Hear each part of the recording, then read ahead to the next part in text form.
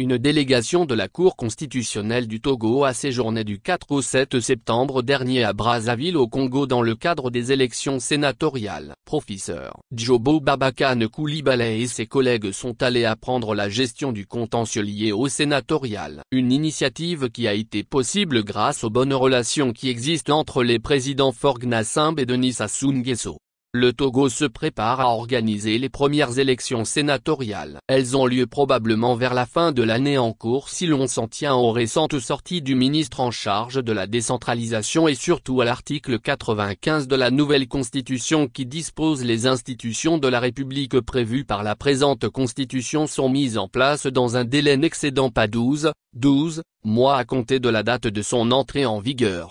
Ces élections vont être contrôlées par la Haute Cour en matière constitutionnelle, qui n'a pas d'expérience dans ce domaine contrairement au Congo-Brazzaville.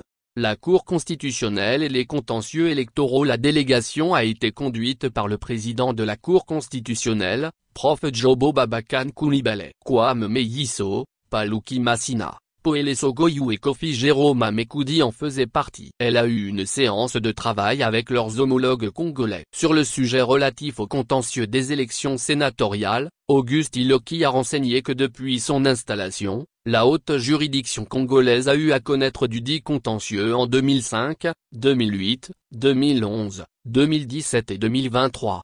Le constat qui se dégage de la gestion de ce contentieux est qu'il donne lieu à peu de contestations, conduisant ainsi à un nombre infime de recours, a rassuré le président de la Cour constitutionnelle de la République du Congo. Au démarrage des travaux, une minute de silence a été observée en mémoire d'Aboudou Assouma, l'ancien président de la Cour constitutionnelle du Togo.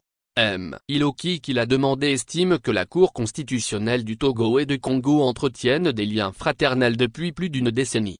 Pour sa part, Prof Coulibaly déclare que le Congo a été choisi pour inspirer le Togo en raison des excellentes relations entre les chefs d'État togolais, Faure Gnassingbé, et congolais, Denis Sassou Nguesso.